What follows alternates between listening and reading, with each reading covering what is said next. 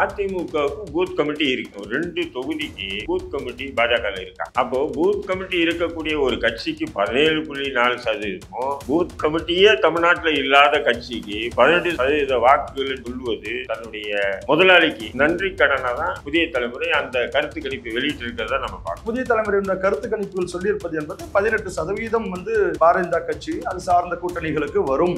அவரு சார்ந்த ஒரு கட்சிக்கு ஆதரவா பேசுறது தானே அறம். அந்த அடிப்படையில் பாமக, தேமுதிக இது போன்ற கட்சிகள் பாஜக கூட்டணிக்கு வருவாங்கன்றதுக்காக பச்சைமுத்து மூலமா நடத்திய ஒரு நாடகம் தான் புதிய தலைமுறை கருத்து கணிப்பு. புதிய தலைமுறை என்பது பச்சைமுத்து அவர்களுடைய சேனல் அப்படின்னு சொன்னாலும் கூட அதே கருத்து கணிப்புகள்ல மோடி அவர்கள் முன்னுக்கு வருவாரா, பிரதமர் ஆவதற்கு ஆதரவு அதிகமா இருக்கா, அல்லது ராகுல் காந்தி அவர்களுக்கு ஆதரவு அதிகமா இருக்கான்னு சொல்லி அதே புதிய தலைமுறையில கேட்டதுக்கு ராகுல் காந்திக்கு அதிகமான ஆதரவுகள் இந்த தமிழ்நாட்டில் இருக்குன்னு சொன்னதும் இதே புதிய தலைமுறை தான். ஒரு 5 கோடி ரூபாய் கொடுத்தா புதிய தலைமுறை இதே மாதிரி செய்தி வெளியிட்டு போறாங்க. சாதாரண நாட்களில் பாஜக இவிஎம் எலக்ட்ரானிக் ஓட்டிங் மிஷின் கூடவே கூட்டணி வச்சிருக்காங்க. அந்த கூட்டணி இந்த தேர்தலையும் தொடர்ந்துன்னு சொன்னா செந்தில் சொல்றது 100% உண்மையாகும். நம்மளை முதலமைச்சராகும் ஒவ்வொரு வேட்பாளரும் ஆல்பபெட்டிக்கலா தான் அங்க முடிவு பண்றாங்க. தேர்தலுடைய தேதிக்கு 3 நாட்களுக்கு முன்னதா தான் தெரியும். அப்படி இருக்கும்போது அதை ஹேக் பண்ண முடியும். அதுல இருந்து நாங்க யாரு எதை அழுத்தினாலும் பிஜேபி பக்கம் போக முடியும். நீங்க தாராளமாக இதுல ஹேக் பண்ணக்கூடிய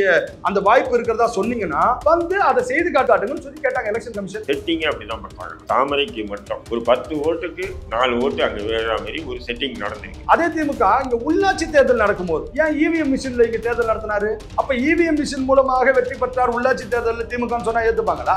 அந்த ஃபார்மேட்டை எதிர்த்தரப்போ கத்துக்கிட்டு வேலையை காட்டுவாங்க. 10% மட்டுமல்ல, பக்கத்துல பேசும்போதே சொல்லுவாங்க நீ முதலமைச்சராக வரணும், அவருக்காக நான் ஓட்டு போடணும். நீங்க அவர்களுக்கு கொஞ்சம் சிரிப்பு இருக்கலாம். அதே சிரிப்பு கொஞ்சம் மன கஷ்டம் ஏற்படும். எப்ப அண்ணாமலை முதலமைச்சர் ஆகும்போது சிரிப்பு தான். செந்தில் சொல்வது சிரிப்பு தான் வருது. வீக்கத்துக்கும் வளர்ச்சிக்கும் வித்தியாசம் இருக்கு. இப்ப ஏற்பட்டிருக்கு வீக்கத்தை வளர்ச்சின்னு சொல்லிட்டு செந்தில் சொல்வதும் முதல்வரா வருவாருன்னு சொல்றதெல்லாம் பார்த்தா என்னால சிரிப்பு தாங்க முடியலன்னா உண்மையில இந்த பாராளுமன்ற தேர்தலில் 3வது இடத்துக்கு கூட பிஜேபி கூட்டணி வராது. நாம் தமிழர் கட்சிக்கு அடுத்த நிலை தான் பிஜேபி கூட்டணி வரும். அப்போ நீங்க தெரியும் புதிய தலைமுறை வெளியிட்டிருக்கக்கூடிய கருத்து கணிப்பு எவ்வளவு பொய் என்று.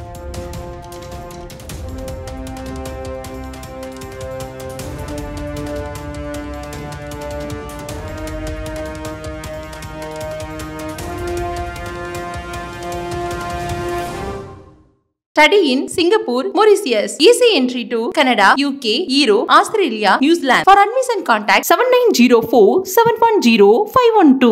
உலகம் நேயர்களுக்கு வணக்கம். நடக்க இருக்கிற 2014 நாடாளுமன்ற தேர்தல் குறித்து பல்வேறு கருத்து கணிப்புகள் வெளியாகிட்டு இருக்கு. அது குறித்து பேச நம்மளோட இணைந்திருக்கிற சிறப்பு விருந்தினர்கள் இந்திய முஸ்லீம் லீக் கட்சியின் தலைவர் திரு தடா ரஹீம் அவர்கள். வணக்கம் சார். இந்து மக்கள் கட்சியின் மாநில பொதுச் செயலாளர் திரு செந்தில் அவர்கள். வணக்கம் சார். வணக்கம். பல்வேறு ஊடகங்கள்ல இருந்து பல்வேறு கருத்து கணிப்புகளை வெளியிட்டு இருக்கிறாங்க. அதுல முக்கியமா புதிய தலைமுறையில இருந்து வெளியிட்ட கருத்து கணிப்பு பேசு பொருளாகி இருக்கு. இன்னொரு பக்கம் பிஜேபி தரப்புல மாறப்போகுது தமிழகம், ஆழப்போகுது தாமரை அப்படின்ற ஒரு தலைப்புல பிரச்சாரம் பண்ணிட்டு இருக்காங்க. உண்மையிலேயே பிஜேபி வளருதா சார்? வீக்கத்துக்கும் வளர்ச்சிக்கும் வித்தியாசம் இருக்கு. ஆனா இன்னைக்கு அந்த வீக்கத்தை வளர்ச்சின்னு சொல்லிட்டு பாஜக மற்றும் பாஜகவுடைய வலதுசாரி சித்தாந்தவாதி எல்லாம் அப்படின்னு நினைக்கிறாங்க. வளர்ச்சி அல்ல, அது ஒரு வீக்கம்னு தான் சொல்லலாம். அந்த வீக்கம் எப்படின்னு சொன்னா, இப்போ அண்ணாமலை பொறுப்பேற்ற பிறகு ஏதாவது ஒன்று தமிழ்நாட்டில் ஏதாவது ஒன்று பேசணும், ஏதாவது நாம தான் டெய்லி ட்ரெண்டிங்கில் இருக்கணும் அப்படின்றதுக்காகவே பேசிட்டே இருக்காரு. ஒன்று. ரெண்டாவது கட்சியில் முன்னாள் இந்நாள் ரவுடிகள் எல்லாம் கட்சியில் சேர்த்துக்கிட்டு ஆளுக்கு 50 பேர் 100 பேரை கூட்டு போனாலும் அந்த 100 பேர் கூட இவர் Z பிரிவோட ஒரு நடைப்பயணம் அப்படின்னு போகும்போது ஒரு 500 பேர் நம்ம போனோம்னாவே நம்மளை பார்க்கறதுக்கு 5000 பேர் நின்று வேடிக்கை பார்ப்பான். இதெல்லாம் வச்சு பார்த்துட்டு இந்த வீடியோக்கள் இந்த இமேஜஸ் எல்லாம் பார்த்துட்டு பாஜக முன்ன மாதிரியெல்லாம் இல்லை, இப்போ பயங்கரமாக வளர்ந்துச்சு அப்படின்னு சொல்லி சில பேர் ஒரு சிம்பாலிக்காக ஒரு ப்ரொபகண்டா பண்ணுறாங்க. இப்போ அந்த அடிப்படையில் தான் இப்போ புதிய தலைமுறை இப்படி ஒரு செய்தி வெளியிட்டிருக்கு. புதிய தலைமுறை இப்போ புதிய தலைமுறையுடைய நிறுவனர் யாருன்னு சொன்னால் பச்சைமுத்து என்கின்ற பாரிவேந்தர் SRM. அவர் இப்போ பாஜக கூட்டணியில் இருக்காரு. கூட்டணியில் இருக்கும்போது அந்த கூட்டணிக்கு விசுவாசமாக அவர் இது போன்ற செய்திகளை வெளியிட்டார்னா பாஜகவில் அவருக்கு ஏதோ சில பல முக்கியத்துவம் கிடைக்கும். புரியுதுங்களா? இல்லைன்னு சொன்னால் அவருக்கு அங்கே முக்கியத்துவம் கிடைக்காது. நான் சொல்கிறேன், அதில் வந்து பாஜக வந்து 18.4%, அதிமுக வந்து 17.2% ஏதோ போட்டிருக்கு வாக்கு சதவீதம். ஒரு 5 தொகுதி வேண்டாங்க, ஒரு 2 தொகுதிக்கு பூத் கமிட்டி பாஜகவில் இருக்கா? நான் கேட்குறேன் ஒரே ஒரு கேள்வி. பூத் கமிட்டி 2 தொகுதிக்கு பூத் கமிட்டி இருக்கா? பூத் கமிட்டியை வந்து எந்த கட்சிக்கு இருக்கோ அந்த கட்சியால் தான் ஒன்று ஆளுங்கட்சியாகவும் இன்னொன்று எதிர்கட்சியாகும். அதிமுகவுக்கு பூத் கமிட்டி இருக்கு. அப்போ பூத் கமிட்டி இருக்கக்கூடிய ஒரு கட்சிக்கு 17.4%, பூத் கமிட்டியே தமிழ்நாட்டில் இல்லாத கட்சிக்கு 18% வாக்குகள்னு சொல்லுவது, இது வந்து முழுக்க முழுக்க தங்களுடைய தலைமைக்கு, அதாவது தன்னுடைய முதலாளிக்கு நன்றி கடனாக தான் புதிய தலைமுறை அந்த கருத்து கணிப்பை வெளியிட்டு இருக்கிறத நம்ம பார்க்குறோம். இல்லைன்னு சொன்னால் வாய்ப்புகளே இல்லை, பூத் கமிட்டியே இல்லை. எப்படி உங்களால் வந்து அப்படி வந்து இவ்வளோ % ஓட்டு சொல்ல முடியும்? அதே மாதிரி வந்து இவர் அண்ணாமலை போகிற இடத்துக்கெல்லாம் வந்து அவ்வளோ கூட்டம் வருது, இவ்வளோ கூட்டம் வருதுன்னா சீமானுக்கு கூட தான் நல்ல கூட்டம் வருது. இப்போ சமீபத்தில் அவர் போடக்கூடிய பொதுக்கூட்டங்கள்லாம் பாருங்கள், எங்கே பொதுக்கூட்டம் போட்டாலும் நல்ல கூட்டம் வருது. இப்போ அவருக்கு மட்டும் 6%, 7% கொடுத்துருக்கீங்க, இவங்களுக்கு மட்டும் 18.5% கொடுத்துருக்கீங்க. அப்போது இவங்க கூட்டணியில் இணைஞ்சிட்டாங்க. யார்? பச்சைமுத்து இணைஞ்சதுனால கொஞ்சம் பூஸ்ட் பண்ணி காமிக்கணுன்றதுக்காக பூஸ்ட் பண்ணி காட்டுறாங்க. ஏன்னா இப்படி பூஸ்ட் பண்ணி காமிச்சாருன்னா மற்ற கட்சிகள் இருக்கு பார்த்தீங்களா, இப்போ பாமக, தேமுதிக, இது போன்ற கட்சிகள் பாஜக கூட்டணிக்கு வருவாங்கன்றதுக்காக பச்சைமுத்து மூலமா நடத்திய ஒரு நாடகம் தான் புதிய தலைமுறை கருத்து கணிப்பு. சரி, இப்போ புதிய தலைமுறை கருத்து கணிப்பு வந்து சரியில்லை அப்படின்ற மாதிரி சொல்றாங்க, ஒரு தனிப்பட்ட கருத்து அப்படின்ற மாதிரியும்.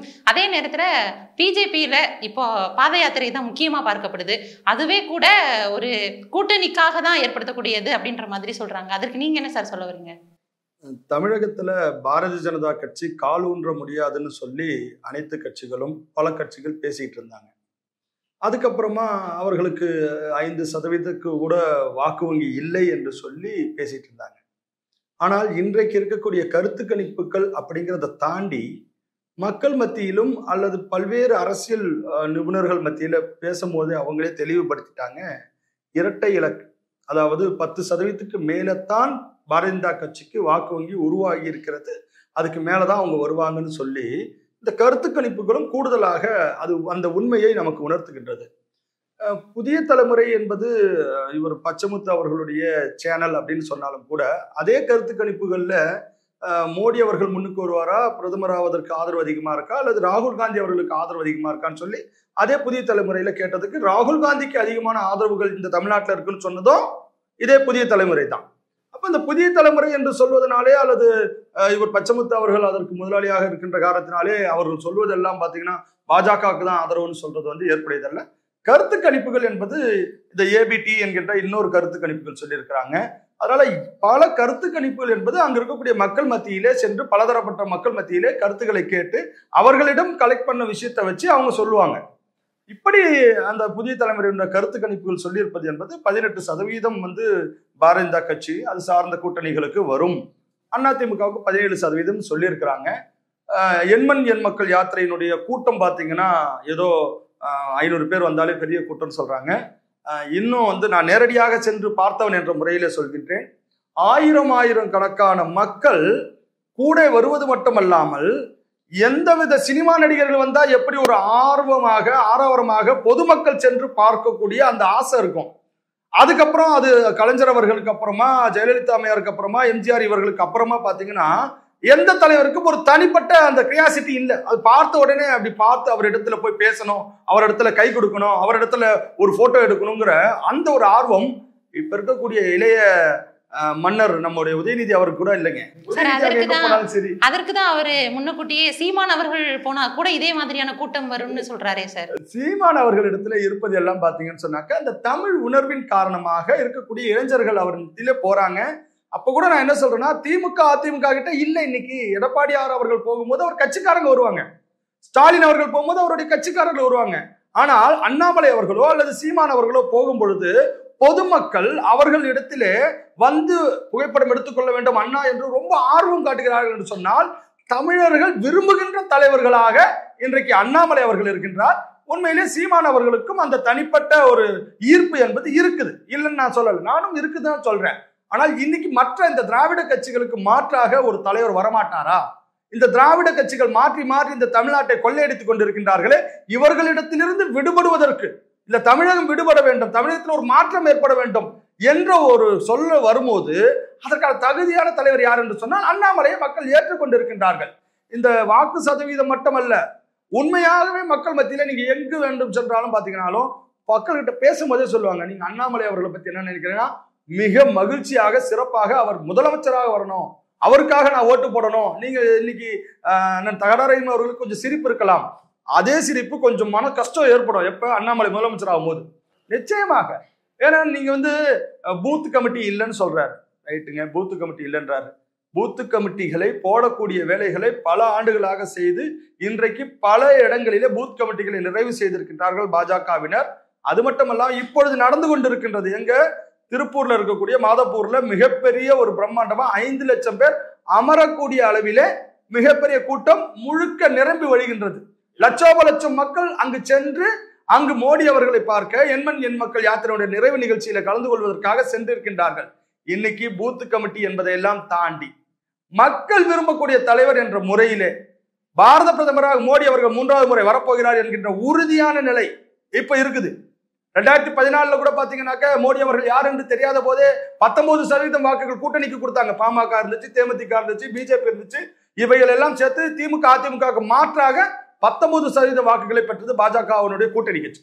2019 பார்த்தோம்னாக்க மோடி அவர்களுக்கு எதிர்ப்பான பல பிரச்சாரங்களை தமிழ்நாட்டிலே திமுக முன்வைத்தது. அதிமுகவுக்கு இருந்த எதிர்ப்பு அலை, இதன் காரணமாக அங்கு திமுகவுக்கு அதிகமான வாக்குகளை எம்பிக்கள் கொடுத்தாங்க. ஆனா இந்த 2024 தமிழக மக்கள் ரொம்ப தெளிவாக இருக்கின்றார்கள்.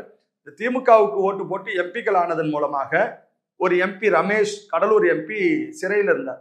எதுக்காகனா கொலை வழக்குல. அதே மாதிரி திருநெல்வேலியினுடைய எம்பி ஞான திரவியும் ஒரு கிறிஸ்தவ மத போதகருக்கு எதிராக மிகப்பெரிய அளவில் ஒரு கலவரத்தை ஏற்பட்டு பிரச்சாரங்கள், அவருக்கு எதிரான ஒரு தேவையில்லாத ஒரு ரவுடிசம் செய்து அதன் மூலமாக வழக்குகள் பதியப்பட்டு கெட்ட பேரை உருவாக்கி இருக்கார். இப்ப இந்த எம்பிகளுக்கு வாக்களிச்சு என்ன பிரயோஜனம்?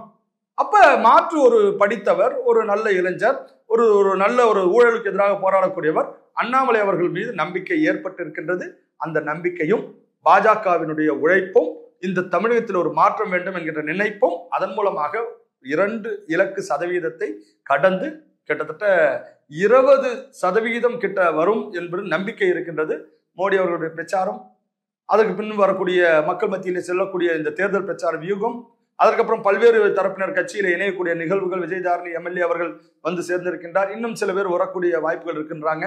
இதெல்லாம் சேர்ந்து மிகப்பெரிய வெற்றியை பாரதிய ஜனதா கட்சி இந்த 2024 பாராளுமன்ற தேர்தலில் தமிழகத்திலிருந்து எம்பிக்களை அனுப்பும். சரி, இதுக்கு நீங்க என்ன சார் சொல்ல வரீங்க? பாஜக மாநில தலைவர் அண்ணாமலை செந்தில் சொல்வது சிரிப்பு தான் வருது. என்னன்னு சொன்னீங்கன்னா, இந்த 2 திராவிட கட்சிகள் தான் பாஜக முதுகுல சவாரி செஞ்சுட்டு தங்களுடைய அரசியல் அங்கீகாரத்தை தமிழ்நாட்டில் விதைச்சது. இந்த 2 திராவிட கட்சிகள் முதுகுலில் சவாரி செஞ்சுதான். இன்னைக்கு இந்த திராவிட கட்சிகளை பற்றி ஊழல் அப்படி இப்படின்னு வச்சு குற்றம் சொல்லக்கூடியவர் நேரடியாக பாஜக இந்த திராவிட கட்சிகளை ஆரம்பத்திலிருந்து புறக்கணிச்சிருந்தா சொல்றது நியாயம்னு ஏற்றுக்கலாம். ஆரம்பத்திலிருந்து இந்த திராவிட கட்சிகள் மீது சவாரி செய்த ஒரு கட்சி என்றால் அது பாஜக தான். இன்னைக்கு அண்ணாமலையை பற்றி சொல்றாப்புல, அண்ணாமலை அதான் நான் முதல்ல அதுக்கு விளக்கம் சொல்லிட்டேன். வீக்கத்துக்கும் வளர்ச்சிக்கும் வித்தியாசம் இருக்கு. இப்ப ஏற்பட்டிருக்கு வீக்கத்தை வளர்ச்சின்னு சொல்லிட்டு செந்தில் சொல்வதோ அதை முதல்வராக வருவாருன்னு சொல்றதெல்லாம் பார்த்தா என்னால் சிரிப்பு தாங்க முடியலன்னா உண்மையில.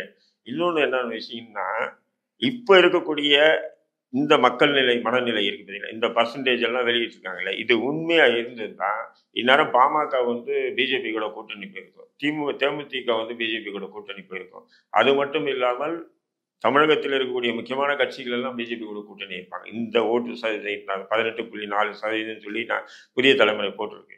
அப்போ இது இல்லைன்னு சொல்லிட்டு கிரவுண்ட் ஒர்க் பண்ற எல்லா கட்சிகளுக்குமே தெரியும், புரியுதுங்களா? இது முழுக்க என்னங்க, ஊடகம் என்பது ஏதோ வானத்திலிருந்து குதிச்ச தேவ தூதர்களால் அங்கீகரிக்கப்பட்ட ஒரு சொல் அல்ல. அது ஊடகத்துல வந்துச்சுன்றது. அவங்களுக்கு காசை கொடுத்தீங்கன்னா சனி யாரை ஆதரவும் சொல்லிட்டு போவாங்க. இன்னைக்கு நம்ம கூட ஒரு 10 லட்ச ரூபாய் கொடுக்கட்டும், நான் கொடுக்குறேன், என்னை வந்து என்ன பண்ணுவாங்க, விளம்பரம் பயங்கரமாக வந்து தலைப்பு செய்தி ஆக்குவாங்க.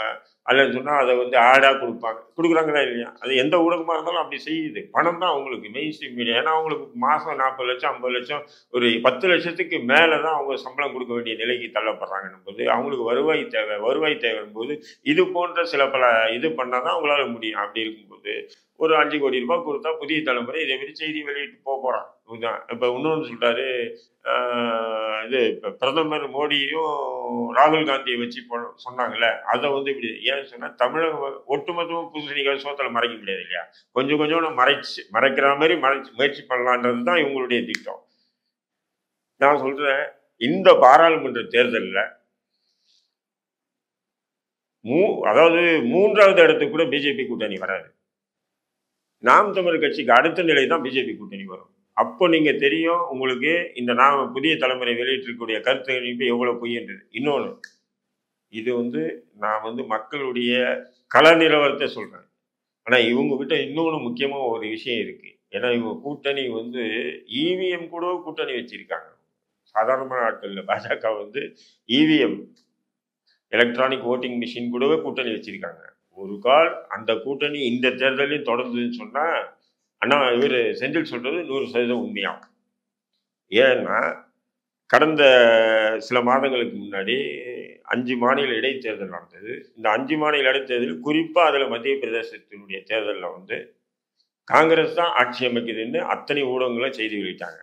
இந்தியா டுடே மட்டும் 155க்கு மேலே தான் பிஜேபி வெல்லும் அப்படின்னு சொல்லி அவங்க மட்டும்தான் பிஜேபி வெல்லும்னு சொல்லி இந்தியா டுடே போட்டாங்க. போட்டுட்டு அவங்க அந்த வார் ரூமில், அந்த ஹேங்கர்ஸ் வார் ரூமில் உட்காந்து அந்த அருணா ராய் அவங்க எல்லாமே உட்காந்து பேசும்போது என்ன சொல்கிறாங்க, இப்படி நம்ம வந்து எக்ஸாக்ட்லியாக நம்ம வெளியிட்டுட்டுமே அப்போ அந்த ஜெயிச்சு அந்த எக்ஸாக்ட்லியாக வெற்றி பெறும்போது நமக்கு சில பல சிக்கல் வருமே அப்படின்னு சொல்லும்போது அதை அப்புறம் பார்த்துக்கலாம். ஆனால் ஒரு தரப்பு மக்கள் என்ன சொல்லுவாங்க, கரெக்டாக வெளியிட்டாங்கன்னு சொல்லுவாங்க இல்லையா, அதை தான் நம்ம பார்க்கணும்னு சொல்லி அவங்களுக்குள்ளே பேசிக்கிட்ட ஆடியோ வீடியோவே வெளியே வந்தது. புரியுதுங்களா? அதன் பிறகுதான் இன்னைக்கு மத்திய பிரதேசம் மட்டும் இல்லை, வட இந்தியா முழுவதும் இவிஎம்முக்கு எதிராக பலவிதமான போராட்டங்கள் நடந்துட்டு இருக்கு. அது மட்டும் இல்லை, நூற்றுக்கணக்கான வழக்குகள், பொதுநல வழக்குகள் உச்ச நீதிமன்றத்தில் நிலுவையில் இருக்கு. ஒரு வழக்கு கூட விசாரணை கிடைக்கல இவிஎம் மிஷினுக்கு எதிராக. எப்படி இவிஎம் மிஷினுக்கு உச்ச நீதிமன்றத்தில் ஒரு பொதுநல வழக்கு ஏன் போடுறோம்? எங்களை போன்ற நபர்கள், அரசு அதிகாரங்கள் இதை மீறி ஒரு பொதுநல வழக்கு போட்டு நீதிமன்றம் மூலமா அந்த பாதிக்கப்பட்ட மக்கள் அதுக்கு ஒரு தீர்வு காணணும்னு தான் போறது. அப்போ பொதுநல வழக்குகளை விசாரணைக்கு ஏற்றுக்காம புறந்தள்ளுற அளவுக்கு இவங்க வந்து நீதிபதிகளும் இவங்களுடைய கட்டுப்பாட்டில் தான் இருக்காங்க. நீதிபதி என்ன செய்வாங்க சொல்லுங்க? அவங்க வந்து இப்போ நீதிபதிகளாக இருக்காங்க, அவங்களுக்கு வந்து மாத சம்பளம் வருது, அரசு பங்களா கொடுத்துருக்காங்க, அரசு வாகனங்கள், பாதுகாப்பு, நல்லா உல்லாசமாக இருக்காங்க. இப்போ இதை மீறி இந்த அரசினுடைய சொல் பேச்சு கேட்காம தன்னிச்சையாக மக்களுக்கு ஆதரவாக நின்று அவங்க தீர்ப்பெல்லாம் சொல்லிட்டாங்கன்னா, அமித்ஷாவுக்கு எதிராக வந்து ஆஜராக சொல்லி சம்மன் அனுப்பிய குஜராத் நீதிபதி, குஜராத் மாநிலத்தினுடைய நீதிபதி, ஹைகோர்ட் நீதிபதி என்ன ஆனார்? செத்து போயிட்டார். அது ஒரு கேள்விக்குறியாக இருக்கு. இதுக்கு முன்னாடி இருந்த ரஞ்சன் கோகாய் தலைமை நீதிபதி என்னாச்சு? அந்த குஜராத்தில் நடந்த கலவரத்தை காரணம் பற்றி பில்கிஸ் பானு விஷயத்தை சம்பந்தமா விசாரணை பண்ணும்போது அவர் என்ன சொல்றாரு, இந்த பெண் பாதிக்கப்பட்டிருக்கா, இந்த பெண்ணுக்கு குஜராத் அரசு 25 லட்சம் ரூபாய் வழங்கணும், இந்த பெண்ணுக்கு அரசு வேலை ஒன்று வழங்கணும், இந்த பெண்ணுக்கு குஜராத் தவிர வேற மாநிலத்தில் ஒரு அரசு வீடு ஒதுக்கி கொடுக்கணும் அப்படின்னு சொல்றாரு. அப்போ குஜராத் அரசு வழக்கறிஞர் வந்து கடுமையாக எதிர்ப்பு தெரிவிக்கணும்னு சொல்றாரு. இதுக்கு மேலே பேசுனீங்கன்னா இந்த குஜராத் ஒட்டுமொத்த கலவரத்தையும் பாஜக தான் சொல்ற அளவுக்கு என்ன பேரை எழுத வச்சிடாதீங்கன்னு எச்சரிக்கிறார் ரஞ்சன் கோகாய் சொல்றாரு. சொல்லி முடிச்ச அடுத்த சில பல நாட்கள்லேயே அவர் மீதே ஒரு பெண் பாலியல் குற்றச்சாட்டை சுமத்தி கடைசி அவர் அதிலிருந்து விடுவிக்கிறதுக்காக என்ன அவர் அரசு பக்கமாக மாறி அதனுடைய எதிரொலி தான் பாபர் மசூதி தீர்ப்பு, உங்களுக்கு எல்லாம் தெரியும். அப்போ நீதிபதிகள் இப்படி அரசுக்கு எதிராக அதாவது தீர்ப்புகளை சொல்லிட்டு நாமும் வாழணும்னு சொன்னா முடியாது இல்லையா? அப்போ மக்களுக்கு ஆதரவாக நின்று இவ்வளவு கஷ்டங்களை எதிர்கொள்றதை விட அரசுக்கு ஆதரவாக இருந்துட்டு சந்தோஷமா உல்லாசமா வாழலான்றது தான் நீதிபதி உரிமை. அதனால தான் நூற்றுக்கணக்கான பொதுநல வழக்குகள் நிலுவையில் இருக்கு. எதுவுமே எடுக்கிறதே இல்லை. முன்னாடியாச்சும் எடுத்து இது ஏற்றுக்கொள்ளப்படும், இது புறக்கணிக்கப்படும் சொல்லுவாங்க. இப்போ ஏற்றுக்கிறதே இல்லை, புறக்கணிக்கிறது விடுங்க. அப்போ இவிஎம் மிஷின் என்ற கூட்டணி கூட இருக்கும்போது செந்தில் சொல்ற மாதிரி அப்படி நடக்க கூட வாய்ப்பு இருக்கு. ஆனா அது மிகப்பெரிய ஒரு ஜனநாயக படுகொலையா தான் என்னுடைய பார்வைக்கு. பாஜக மேல மக்களுக்கு அதிருப்தி தான் அதிகமா இருக்கு அப்படின்ற மாதிரி அவர் சொல்லியிருக்கிறாரு. அதே நேரத்துல கூட்டணி கட்சிகளே பலமா அவர் கூட சேரல அப்படின்றப்போ பிஜேபி எந்த அளவிற்கு இதற்கு ஆட்சி அமைக்க போகுதுன்ற வாதத்தை முன் வச்சிருக்காரு. என்ன சார் சொல்ல வரீங்க? அதாவது வீக்கம்னு சொல்றாரு. இது பெரிய பலம் இல்லை, வீக்கம் அப்படின்னு சொல்றாரு. சேலத்துல நடந்த ஆளுகின்ற திமுகவினுடைய மாநாட்டில் பார்த்தோம்னா அவங்க சினிமா பாடல்களை போட்டு அங்கு ஒரு முதலமைச்சர் பேசுகின்ற பொழுது கூட பார்த்தோம்னு சொன்னா மிகப்பெரிய இருக்கைகள் எல்லாம் காலியா கிடந்துச்சு. ஆனால் இன்றைக்கு மோடி அவர்கள் வந்திருக்கக்கூடிய இந்த நிகழ்வுகளிலே இந்த எண்மண் எண்மக்கள் யாத்திரையினுடைய கூட்டத்தை இப்பொழுது நீங்கள் பார்த்தீர்கள் என்று சொன்னால் மொத்தமே 25,000 சேர் தான் போட்டிருக்காங்க. அதெல்லாம் மொத்தம் 5 லட்சம் பேர் வரக்கூடிய இடமாக அங்கு முடிவு பண்ண இடம் முழுக்க இன்றைக்கு முழுமையாக நிரம்பி இருக்கின்றது. அந்த ஒரு கூட்டத்தை நான் சொல்ல வேணாம், நீங்களே நேரடியாக பாருங்கள். இந்த இந்த விவாதத்துல கூட நீங்க அந்த கூட்டத்தினுடைய வீடியோக்களை நீங்க வெளியிடுங்க, அப்பதான் தெரியும். ஏன்னா வீக்கம் எங்க இருக்குன்னு சொன்னா சேலத்துல இருக்கக்கூடிய அந்த இளைஞரை மாநாட்டுல வீக்கம் இருக்கு. நாங்கள் பெரிய ஆளுகின்ற கட்சியில் காமிக்கக்கூடிய வீக்கம். ஆனால் இங்கு உண்மையான பலம், உழைப்பாளிகளுடைய பலம், வேர்வை சிந்தியவர்களுடைய பலம், இங்கு பாரதிய ஜனதா கட்சி சார்பிலே எம்பிக்கள் உருவாக வேண்டும் என்கின்ற ஒவ்வொரு தமிழனுடைய குரல், ஒரு ஏக்கருக்கு அங்கு கூட்டமாக நின்று கொண்டிருக்கின்றார்கள். ஒரு ஏக்கருக்கு 10,000 சேர் போட்டா போதுமா? ஒரு ஏக்கர் இடத்துல 10,000 சேர் தான் போட முடியாது, அதுக்கு மேல போட முடியாது. அப்ப 20,000 சேர் போட்டா 2 ஏக்கர் வரும். 25,000 சேர் போட்டா ஒரு 3 ஏக்கர்ல கொஞ்சம் போடுவாங்க, அவ்வளவுதான். அந்த 3 ஏக்கர் சாதாரணமான இல்லை. அவ உட்காந்து பார்த்தா நம்ம சொல்லலாம் 50 லட்சம் சொல்லலாம், 1 கோடின்னு சொல்லலாம், எவ்வளவுனா சொல்லிக்கலாம். யதார்த்தமா நீங்க களவு நிறுவனால செந்திலுக்கும் நல்லா தெரியும். இருந்தாலும் அவர் சொல்றாரு, அவரு சார்ந்த ஒரு கட்சிக்கு ஆதரவா பேசுறது தானே அறம், அந்த அடிப்படையில் பேசுறாரு.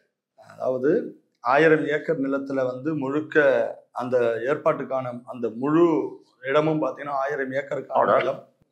ஆமாம், நீங்க இல்ல நீங்க சொல்றது இங்க போட்டிருக்கக்கூடிய மண்டபம் பார்க்கிங்ல இருந்து அதுக்கான சுற்றி ஏற்பாடு பண்ணக்கூடிய அத்துணை நிலங்களையும் சீர் செய்துதான் அங்க ஏபி முருகானந்தம் என்று சொல்லி பிஜேபியினுடைய மாநில பொதுச் செயலாளர் அவருடைய தலைமையில தான் அங்க ஏற்பாடு இருக்கு. அவரோடத்துல நான் நேரடியாக பேசினதுன்னு வந்த தகவல் கிட்டத்தட்ட 5 லட்சம் இருக்கைகள் நாங்கள் அங்கு ஏற்பாடுகள் போட்டு இருக்கின்றோம் என்று சொல்லியிருக்கின்றார். அது நீங்க அவர் கிராஸ் செக் வேணாலும் பண்ணிக்கிட்டோம். அப்ப இந்த பாரதிய ஜனதா கட்சியினுடைய இந்த கூட்டம் என்பது வெறும் ஏதோ மக்கள் போற கூட்டம் மட்டுமல்ல, அல்லது அரசியல் கட்சியினுடைய கூட்டம் மட்டும் அல்ல.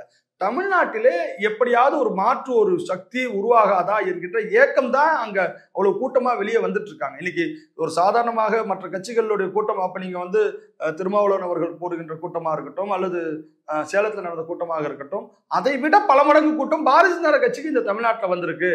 அதுவும் ஒரு நிகழ்ச்சிக்கு வந்திருக்கு. இது ஒரு பெரிய மாநாடு இல்லை. இது இத்தனைக்கும் எண்மண் எண்மக்கள் யாத்திரையுடைய நிறைவு கூட்டம், பொதுக்கூட்டத்துக்கே லட்சக்கணக்கில் வந்திருக்காங்க. அப்ப நீங்க பாரதிய ஜனதா கட்சி வளர்ந்திருக்குதான்னு சொன்னா நிச்சயம் வளர்ந்திருக்கின்றது. மிகப்பெரிய அளவில் மக்கள் மத்தியிலே ஒரு எதிர்பார்ப்பை உருவாக்கி இருக்கிறது.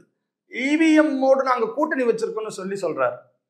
எலக்ட்ரானிக் ஓட்டிங் மிஷினுடைய அந்த தன்மையானது பார்த்தோம்னா நமக்கு எல்லாம் தேர்தலில் நிற்கக்கூடிய எல்லாருக்கும் தெரிந்த விஷயம். நாம எப்ப தேர்தல் வைத்திருக்காங்களோ அதற்கு ஒரு 3 நாட்களுக்கு முன்னாடி தான் முதல் இடத்துல யார் வருவாங்க, எந்த கட்சியினுடைய வேட்பாளர் பேர் வரும். ஏன்னா அல்பாபெட்டிக்கல தான் நம்ம பேர் போடுவாங்க. இப்ப நான் அருண்னு சொன்னு வச்சுக்கோங்களேன், அருண்ற வேட்பாளர் நிற்கிறாருன்னு சொன்னாக்க அப்ப ஏன்ற ஒரு இதுல அவருடைய முதல்ல வருவாங்க. அதுக்கு அடுத்த கட்டமா இருக்கக்கூடியது யார் என்று சொல்லி இப்படி வரிசைப்படுத்துவது என்பது முன்னாடியே ஏற்பாடு பண்ண முடியாது. இந்த மிஷின் எங்க இருந்து கொண்டு வராங்களோ அப்பவே முதல்ல பாஜக வந்துடும், அடுத்தது காங்கிரஸ் வரும், அடுத்தது திமுக வரும், யாரும் முடிவு பண்ண முடியாதுல்ல. மிஷின் கொண்டு வச்சிடுறாங்க. மிஷின் கொண்டு வச்சதுக்கு அப்புறமா ஒவ்வொரு வேட்பாளரும் ஆல்பபெட்டிக்கலா தான் அங்க முடிவு பண்றாங்க. அதுக்கு அப்புறமா தான் எப்ப தேர்தலினுடைய தேதிக்கு 3 நாட்களுக்கு முன்னதா தான் தெரியும். முதல்ல பிஜேபி வருதா, 2வது பிஜேபி வருதா, 3வது இடத்துல அந்த வரிசையில பிஜேபி வருதா அப்படிங்கிறதே தெரியாது. அப்படி இருக்கும்போது அதை ஹேக் பண்ண முடியும். அதுல இருந்து நாங்க யாரு எதை அழுத்தினாலும் பிஜேபி பக்கம் போக முடியும். இப்படி இந்த அறிவியல் மிகப்பெரிய அளவுல வளர்ந்த இந்த காலகட்டங்களில கூட இதை எப்படி மக்கள் மத்தியில் இப்ப 10 ரூபாய் காயின் செல்லாது எப்படி மக்களை ஏமாத்திட்டு இருக்காங்களோ அது மாதிரி இவிஎம் மிஷினாலதான் ஜெயிக்கிறாங்கன்றாங்க. அப்ப நான் கேட்கிறேன், திமுக இதே குற்றச்சாட்டை முன் வச்சுது ஒரு கட்டத்துல. அதே திமுக இங்க உள்ளாட்சி தேர்தல் நடக்கும்போது தமிழ்நாட்டினுடைய தேர்தல் ஆணையரை முடிவு பண்றது திமுக, அதாவது ஆளுங்கட்சி தான். அந்த ஆளுங்கட்சியினுடைய சார்பிலே தேர்வு செய்யப்பட்ட தேர்தல் ஆணையர் ஏன் இவிஎம் மிஷின்ல இங்க தேர்தல் நடத்தினாரு? இந்த மாநிலத்தில் இருக்கக்கூடிய உள்ளாட்சியினுடைய தேர்தலை அவர் வாக்குச்சாவடியில் நடத்தியிருக்கலாமே. அப்ப இவிஎம் மிஷின் மூலமாக வெற்றி பெற்றார் உள்ளாட்சி தேர்தலில் திமுகன்னு சொன்னா ஏத்துப்பாங்களா? அப்ப இந்த கட்சிகள் வந்து ஜெயிச்சாக்க உடனே அது வந்து அப்ப கர்நாடகத்துல ஜெயிச்சது இவிஎம் மிஷினால தான் ஜெயிச்சாங்களா? கர்நாடகத்துல காங்கிரஸ் ஜெயிச்சது அதான் காரணமா? ஒத்துக்குங்க. இல்ல ஒட்டு மொத்தமா அப்படியே ஜெயிச்சதுக்கு காமிச்சான்னு சொன்னா மக்கள் நம்பணும் இல்லையா? மக்கள் நம்புற மாதிரி காட்டணும் இல்லையா? அதனால இந்த பக்கம் கொஞ்சம் அந்த பக்கம் கொஞ்சம். சரி, அப்ப தேர்தல்ல நான் சொன்ன மாதிரி வரிசையில பிஜேபி வரணும் அப்படின்ற முடிவு எப்ப எடுக்கப்படுதுன்றத ஒரு விளக்கம் சொல்லணும். ரெண்டாவது, அதை ஹேக் பண்ணணும்னு சொன்னா அந்த மிஷின் வந்து ஒரு கால்குலேட்டர் தான். சாதாரணமா நம்ம எவ்வளவு கவுண்டிங் வருதோ அவ்வளவு கவுண்டிங்ல வந்து என்ன பண்ணலாம், அந்த மிஷின் சொல்லும். இப்ப கால்குலேட்டர்ல போடுறோம்ல, பிளஸ் பிளஸ், இது தாமரை எவ்வளோ, இதுல இருக்கக்கூடிய சூரியன் எவ்வளோ, இதுல இருக்கக்கூடிய கைச்சின்னம் எவ்வளோ அப்படிங்கிற ஒரு கால்குலேட்டர்ல நம்ம என்ன பண்றோம், கவுண்டிங் பண்ணி அதை எடுத்து வைக்கிறது தான்.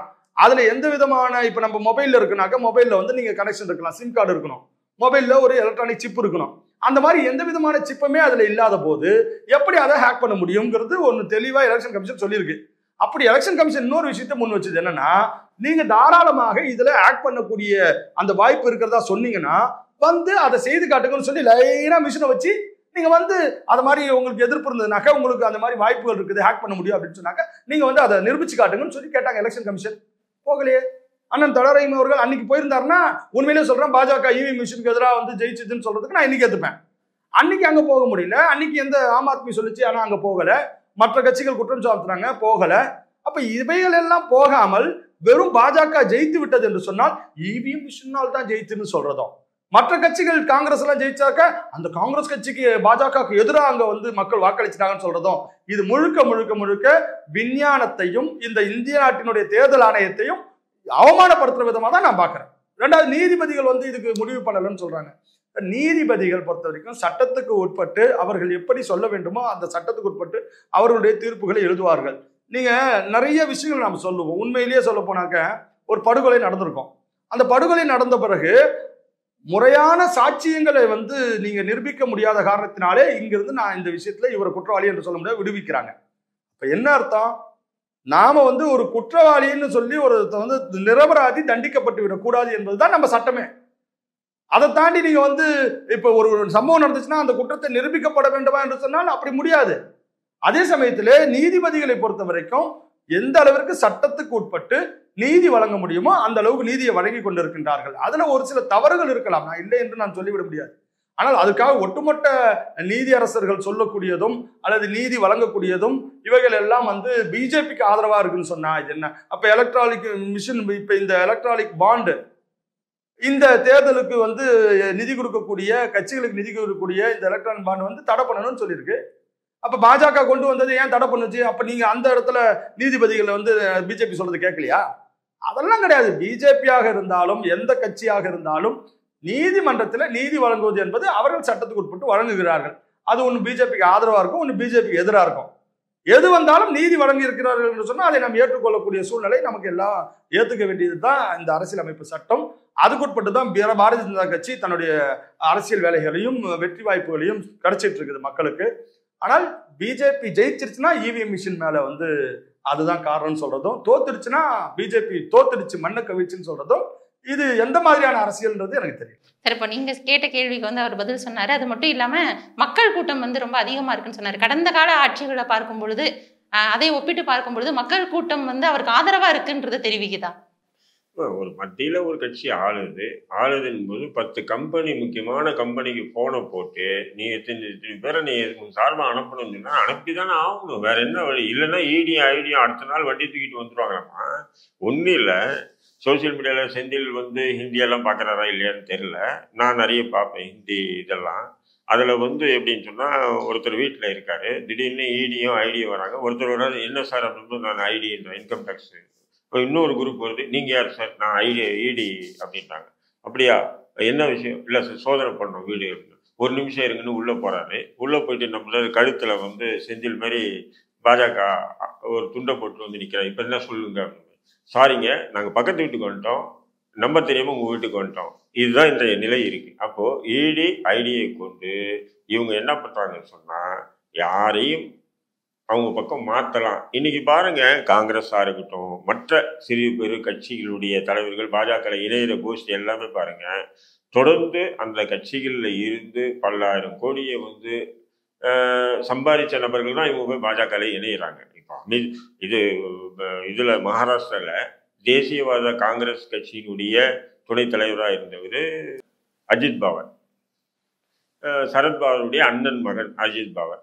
அவர் மீது இதே பாஜக வந்து 1800 கோடி ரூபாய் ஊழல் வழக்கு போட்டது, எல்லாமே போட்டுச்சு. ஊழல்ல திளைக்கக்கூடிய ஒரு கட்சி தேசியவாத காங்கிரஸ் சொல்லி மகாராஷ்டிரா ஃபுல்லா தேர்தலில் பிரச்சாரம் பண்ணாங்க. தேர்தல் வெற்றி பெற்று இன்னைக்கு அவங்க பாஜக கூட போன அடுத்த நிமிஷமே என்ன ஆயிடுச்சுன்னு சொன்னா, அவர் மீது சுமத்தப்பட்ட குற்றச்சாட்டெல்லாம் காணாமல் போயிடுச்சு. அவர் இன்னைக்கு வந்து பரிசுத்த ஆவி ஆயிட்டார். அவர் யாருன்னா பாஜக கூட சேர்ந்தனால பரிசுத்த ஆவி ஆயிட்டாரு. அது மட்டும் இல்லை, ஒரு படி மேலே போய் தேர்தல் ஆணையம் என்ன பண்ணுது, அந்த தேசியவாத காங்கிரஸை நிறுவிய நிறுவனர் உயிரோடவே இருக்காரு சரத்பவார்.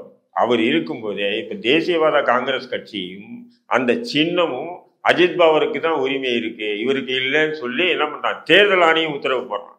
அதே மாதிரி சிவசேனா கட்சியையும் சிவசேனா சின்னத்தையும் ஏக்நாத் ஷிண்டே கையில தான் உரிமை இருக்கு, பால் தாக்கருடைய மகன் உதய் தாக்கருக்கு இல்லை அப்படின்னாங்க. அப்போ பாஜகவுக்கு எதிராக யார் யார் இருக்காங்களோ அவங்க கிட்ட இருந்து கட்சியும் பிடுங்குவோம், நாங்கள் கட்சி சின்னத்தையும் பிடுங்குவோம்.